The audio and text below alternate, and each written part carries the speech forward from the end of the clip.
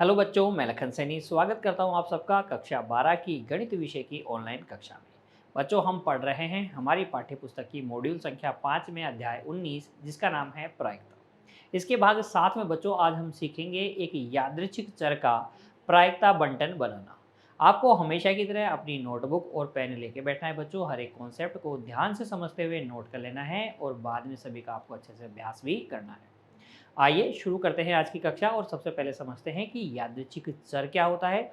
उसके बाद में बच्चों हम यादृच्छिक चर के लिए प्रायिकता बंटन बनाना भी सीखेंगे। देखिए, यादृच्छिक चर की परिभाषा हम लिख सकते हैं।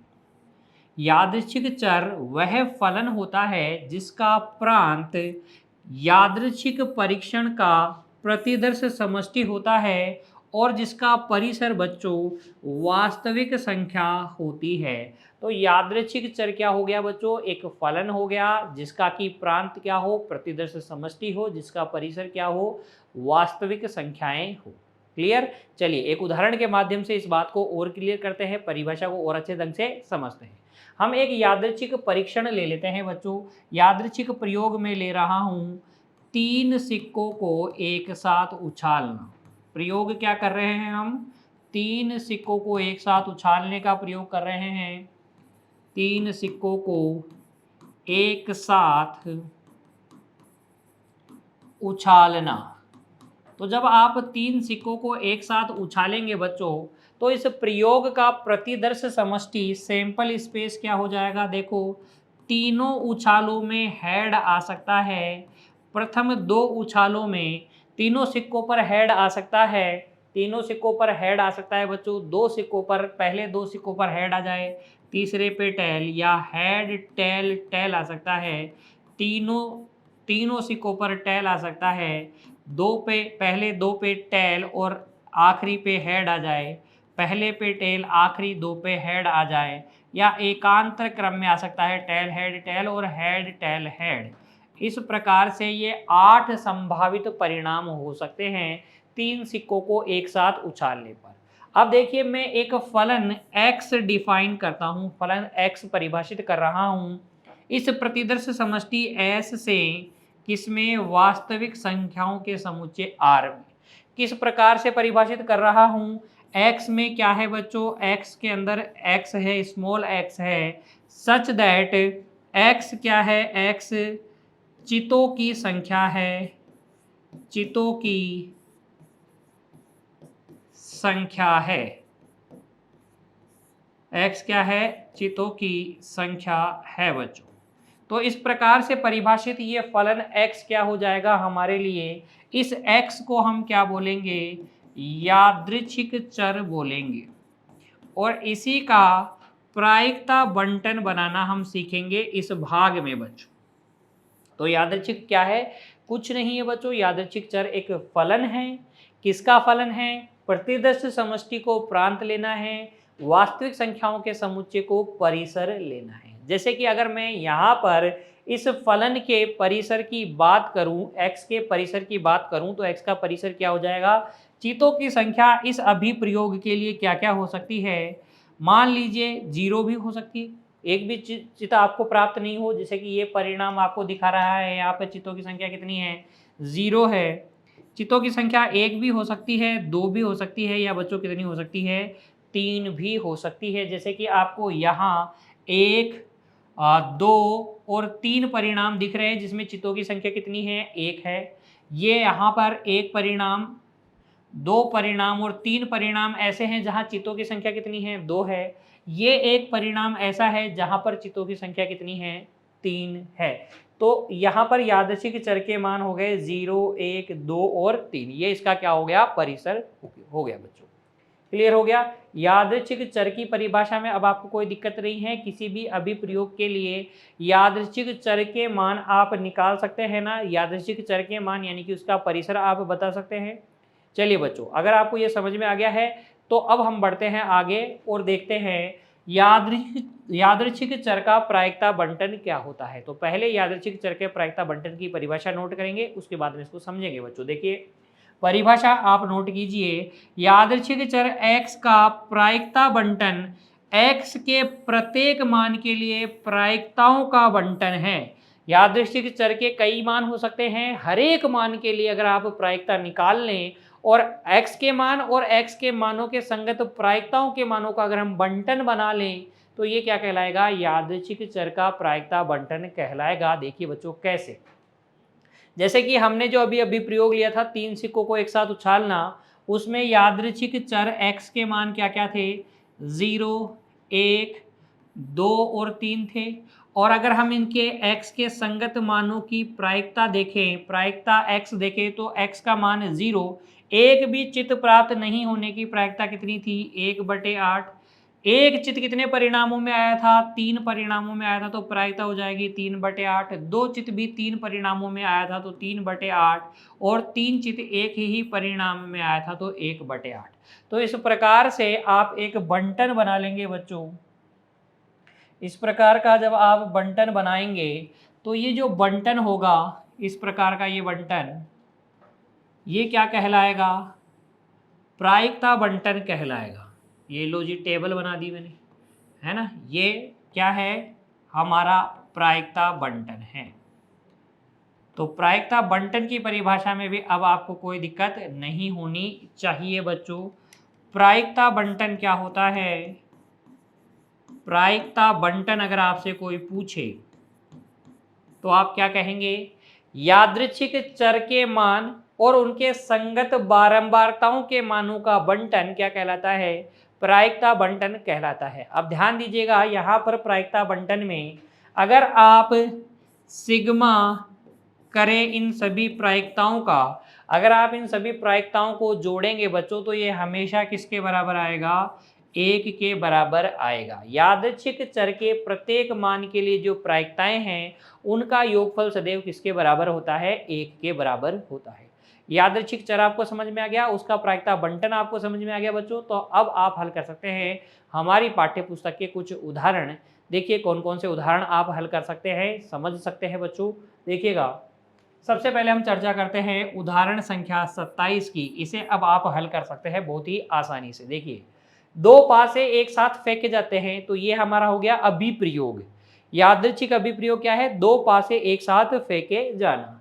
यादृच्छिक चर हमें लेना है x, वो चर क्या है, पासों के ऊपरी फलनों की संख्याओं का योग।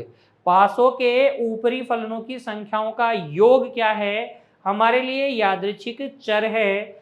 इसके मान हमें लिखने हैं कि x के क्या क्या मान हो सकते हैं। तो ध्यान दीजिएगा बच्चों, उदाहरण संख्या 27 को हल कर रहा हूं। x क्या है, x है पासों के ऊपरी फलकों पर प्राप्त संख्याओं का योग, है ना। अब देखो पास से जब आपने फेंके तो योग क्या क्या हो सकता है, ध्यान दीजिएगा। मैं 2 पासों का प्रतिदर्श समष्टि बना देता हूं। पहले प्रतिदर्श समष्टि हम बना लेते हैं। पहले 2 पासों को जब फेंकते हैं तो प्रतिदर्श समष्टि आप सभी जानते हैं बच्चों, तालिका से हम बनाएंगे। इस प्रकार की तालिका हम बना लेंगे। इधर लिख रहा हूं प्रथम पासे पर जो अंक आपको प्राप्त हुए हैं, प्रथम पासे पर 1 आ सकता है, 2 आ सकता है, 3 आ सकता है, 4 आ सकता है, 5 आ सकता है या 6 आ सकता है ना। तो प्रथम पासे वाले यहाँ लिख लेता हूँ 1 यहाँ पर। तो प्रथम पासे पर 1 प्राप्त हो रहा है ना। कितनी बार लिख लेंगे, 6 बार, 1 2 3 4 5 6, है ना, 6 बार हम लिख लेंगे। यहाँ दूसरे पासे के परिणाम में लिख रहा हूँ, दूसरे पासे पे 1 आ सकता है, 2 आ सकता है, 3 आ सकता है, 4 आ सकता है, 5 आ सकता है या फिर क्या आ सकता है, 6 भी आपको प्राप्त हो सकता है। तो अगर आप दोनों पासों को उछालेंगे तो दोनों पासों पर क्या आ सकता है, 1 आ सकता है। पहले पासे पर 2 आ जाए और दूसरे पासे पर क्या आए, 1 आए, ये भी एक परिणाम हो सकता है। इसी प्रकार से पहले पासे पे 3, दूसरे पे 1, पहले पे 4, दूसरे पे 1 आए, पहले पे 5, दूसरे पे 1, पहले पे 6 और दूसरे पे क्या आए, 1 आए। इसी तरीके से हम लिख सकते हैं पहले पर 1 आए, दूसरे पर 2 परिणाम आ सकता है, दोनों पासों पर 2 प्रकट हो सकता है, 3,2 प्रकट हो सकता है ना, 4,2, 5,2 और ये कहना 6,2। इस तरीके से हम सारे परिणाम लिख लेंगे बच्चों, 1,3, 2,3, 3,3, 4,3, 5,3 और ये 6,3, 1,4, 2,4, 3,4, 3,5, यहाँ पर 4 बच्चों कितना आएगा, यह आएगा 4,4, पहले पासे पे 4, दूसरे पे 4, 5,4 आ सकता है, 6,4 आ सकता है। इसी तरीके से 1,5, 2,5, 3,5, 4,5, 5,5 और 6,5 आपको प्राप्त हो सकता है। 1,6, 2,6, 3,6, 4,6, 3,6, 4,6, 5,6 या 6,6 आपको प्राप्त हो सकता है। तो अगर हम योगफल की बात करें बच्चों, तो देखो योगफल 1 प्राप्त हो सकता है क्या, कभी भी प्राप्त नहीं होगा। कोई सा भी परिणाम ऐसा नहीं है जहां पर ऊपरी फलकों पर जो संख्याएं आएंगी उनका योग 0 आए या 1 आए, ऐसा कोई भी नहीं है। तो कम से कम योगफल कितना आएगा, 2 तो आएगा ही आएगा। योगफल कितना, 2 तो आएगा ही आएगा। यहाँ योगफल 3 है, यहाँ योगफल 4 है, इनका योगफल 5 है, इनका योगफल 6 है, इनका योगफल 7 है बच्चों, इनका योगफल 8 है, ये योगफल 9 है, ये योगफल 10, ये 11 और ये 12। तो योगफल 2 आ सकता है, 3 आ सकता है, 4, 5, 6, 7, 8, 9, 10, 11, 12 तक आ सकता है, 13 योगफल नहीं आएगा। अतः x के मान क्या क्या हो जाएंगे, x के मान हो जाएंगे बच्चों, देखो 2, 3, 4, 5, 6, कोमा भी लगा लेंगे, है ना, 6, 7, 8, 9, 10, 11 और 12। ये x के मान होंगे। चर के मान कहाँ से होंगे, 2 से लेकर 12 तक हो सकते हैं। इस तरीके से आप उदाहरण संख्या 27 को हल करेंगे। यहाँ हल में आपको ये सैंपल स्पेस बनाने की ज़रूरत नहीं है, लेकिन आपको बेहतर तरीके से समझ में आए इसलिए मैंने आपको बना के बताया बच्चों। ठीक है, तो आप सीधा x लिख दीजिए और फिर x के मान लिख सकते हैं अपने हल में। चलिए फिर आगे उदाहरण संख्या 28 की बात करते हैं। इसमें आपसे कहा गया है जांचिए कि निम्न बंटन प्रायिकता बंटन है या नहीं। तो ये प्रायिकता बंटन है या नहीं आपको जांचना है। तो ध्यान दीजिएगा, x के मान क्या होते हैं, वास्तविक संख्याएं होती हैं, तो x के मान वास्तविक संख्याएं यहाँ है। ठीक है, प्रायिकताएं का मान कहाँ से होता है, 0 से लेकर 1 तक होता है, तो यहाँ पर 0 से लेकर 1 तक है। और एक बात आपको देखनी है, इन सारी प्रायिकताओं का योगफल कितना होता है, 1 होता है। तो यहाँ पर हल में आप योगफल करके देख लीजिए। हल में आप लिखिए सिग्मा px, सारी प्रायिकताओं का योगफल, यादृच्छिक चर के प्रत्येक मान के लिए जो प्रायिकताएं हैं उनका योगफल कितना है। देखो 0.1, 0.2, 0.3, 0.1 प्लस 0.2 प्लस 0.3 प्लस 0.2 प्लस 0.2, ऐसा ही है। ये मान आपको दे रखे हैं, इन सबको जोड़ के देखिए। जब आप इनको जोड़ेंगे तो 1 और 2 3 और 4, 3 और 3 6 और 2 8 और 2 10, तो ये कितना आ जाएगा 1.0 आ जाएगा, क्योंकि योगफल 1 है। अतः दिया गया बंटन क्या है, बंटन प्रायिकता बंटन है। दिया गया बंटन कैसा है, प्रायिकता बंटन है। तो आपको 2-3 चीजें देखनी है। x का मान वास्तविक संख्याएं होनी चाहिए। प्रायिकता किसी भी x के किसी भी मान के लिए प्रायिकता का मान क्या होना चाहिए, 0 से 1 के मध्य होना चाहिए, क्योंकि हमें पता है प्रायिकता की रेंज। और इन सारी प्रायिकताओं का योगफल किसके बराबर आना चाहिए, 1 के बराबर आना चाहिए, तब तो ये प्रायिकता बंटन है, अदरवाइज ये प्रायिकता बंटन नहीं है। उदाहरण संख्या 28 के हल में आपको कोई दिक्कत नहीं होनी चाहिए, छोटी सी बात थी बच्चों। उसके बाद में देखिए उदाहरण संख्या 29 की चर्चा करते हैं। यहाँ हमें पूछा गया है एक यादृच्छिक चर x का प्रायिकता बंटन निम्न प्रकार का है। यादृच्छिक चर x का प्रायिकता बंटन आपको दे रखा है, x के मान है -1, -2, -3, -4, -5 और -6, और प्रायिकता बंटन आपको दे रखा है x के संगत मानों के लिए प्रायिकताएं आपको दे रखी है 1/3 k, 1/4, 2 × k, 1/6 और k/4 आपको दे रखी है। पूछा क्या है बच्चों, आपसे पूछा है ज्ञात कीजिए पहला k का मान।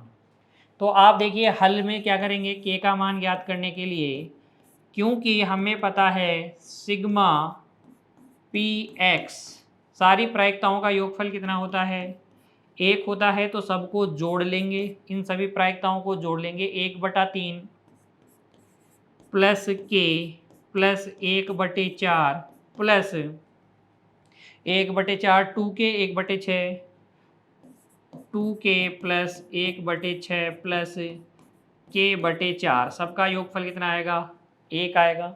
एलसीएम कितना आ जाएगा बच्चों, 12 एलसीएम आएगा, 12 से गुणा कर दीजिए, इसको 12 से गुणा कर दीजिए तो यह आ जाएगा 3 चौक 12 plus 12k plus 3 plus 24k plus 2 plus 3k equal to कितना, 12, इक्वल टू कितना आ जाएगा, 12 आ जाएगा। अब ध्यान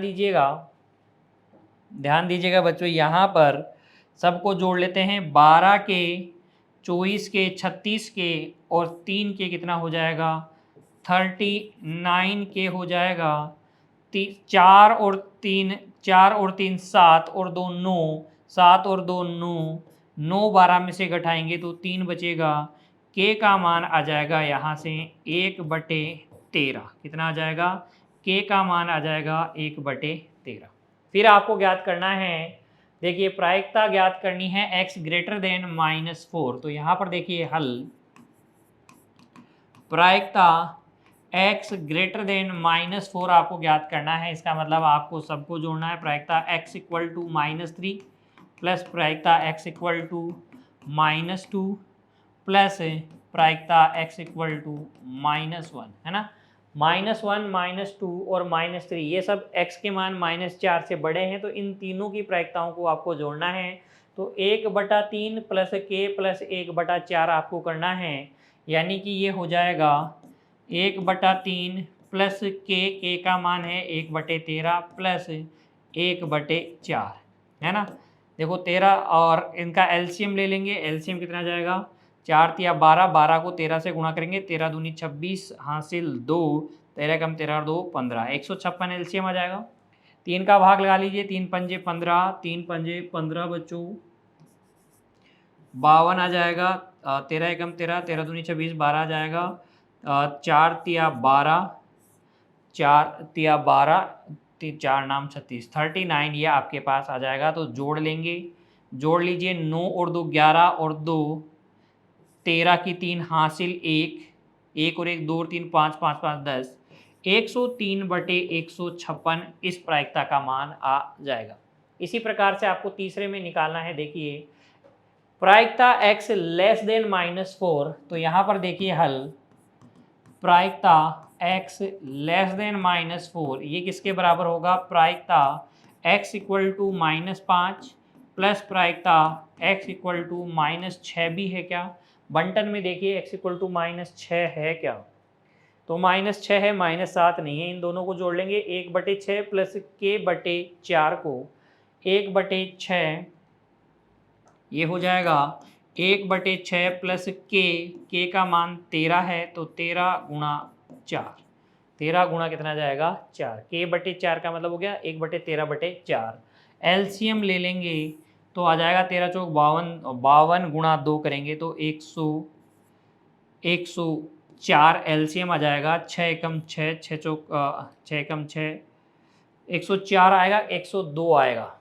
देखिए एलसीएम ले लेते हैं, यहाँ पर एलसीएम थोड़ा ध्यान से लीजिएगा बच्चों, 52 × 3 एलसीएम यहाँ आएगा। क्या आएगा 52 गुणा 3, तो 3 दूनी 6, 3 पंजे 15, 156 एलसीएम आ जाएगा। 6 का भाग लगा देंगे, 6 दूनी 12, 6 छिका 36 प्लस देखिए 13 चौक 52, 52 का भाग लगाएंगे 156 में तो 3 बार भाग चला जाएगा, ये आ जाएगा 29/156। इसका मान कितना आ जाएगा 29/156 आ जाएगा। कैलकुलेशन है बच्चों, आसानी से आप खुद कर सकते हैं। इस तरीके से इसका भाग 3 हल कर लीजिएगा। फिर देखिए बच्चों आगे, अब हम चर्चा करते हैं उदाहरण संख्या 30 पर। इसमें हमसे क्या कहा गया है, 3 सिक्कों को एक साथ उछालने पर पटों की संख्या का प्रायिकता बंटन ज्ञात कीजिए। 3 सिक्कों को उछाला है और चर क्या है, यादृच्छिक चर है पटों की संख्या, है ना, उसका प्रायिकता बंटन हमें निकालना है। तो यहाँ देखिए हल में देखिए सबसे पहले 3 सिक्कों को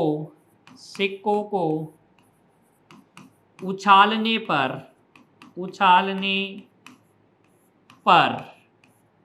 प्रतिदर्श समष्टि लिख लीजिए। सबसे पहले अगर आप लिख सकते हैं तो प्रतिदर्श समष्टि अगर लिख सकते हैं तो उसको लिख लीजिए। कोई नेसेसरी रिक्वायरमेंट यहाँ नहीं है, बिना प्रतिदर्श समष्टि के भी हम लिख सकते हैं। 3 सिक्कों को उछालने पर प्रतिदर्श समष्टि क्या हो जाएगा, प्रतिदर्श समष्टि हो जाएगा head head head, head head tail, head tail tail, tail tail tail, tail tail head, tail head head, head tail head और टेल हेड टेल। ये 8 आपके पास संभावित परिणाम होंगे 3 सिक्कों को एक साथ उछालने पर। क्योंकि x क्या है, x क्या है, पटों की संख्या है, पटों की संख्या है, इसलिए x के मान क्या हो जाएंगे, देखिए यहाँ पर प्रतिदर्श समष्टि से देखिए x के मान पटों की संख्या क्या हो सकती है, पटों की संख्या 0 हो सकती है, 1 हो सकती है, 2 हो सकती है, 3 हो सकती है। क्योंकि प्रायिकता x = 0, एक भी पट न प्राप्त होने की प्रायिकता अनुकूल परिणाम 1 है, कुल परिणाम 8 है। प्रायिकता x = 1, एक पट प्राप्त होने की प्रायिकता कितनी है बच्चों, देखो एक पट कहाँ कहाँ प्राप्त हो रहा है, यहाँ पर एक पट है, एक टेल यहाँ है, एक टेल यहाँ है, एक टेल यहाँ है, तो ये हो जाएगी 3/8। प्रायिकता x = 2, ये भी कितनी हो जाएगी 3/8। तथा बच्चों प्रायिकता x = 3, तीनों बार पट आने की प्रायिकता कितनी है, 1 है, 1/8 है। क्योंकि अनुकूल परिणाम 1 है तो प्रायिकता 1/8 है। आपके पास चर के मान हैं, उनके मानों के प्रत्येक मान के लिए प्रायिकता है, तो प्रायिकता बंटन आप लिख सकते हैं, बड़ी ही आसानी से लिख देंगे। अतः अभिष्ट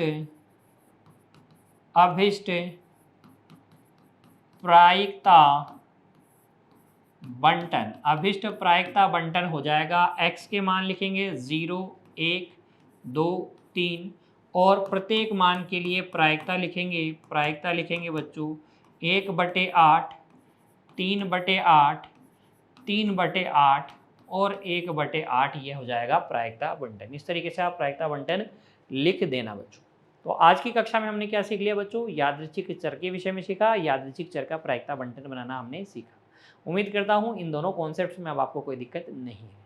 मिलेंगे बच्चों अगली कक्षा में, तब तक के लिए आप पढ़ते रहिए, अपने स्वास्थ्य का ध्यान रखिए बच्चों, धन्यवाद।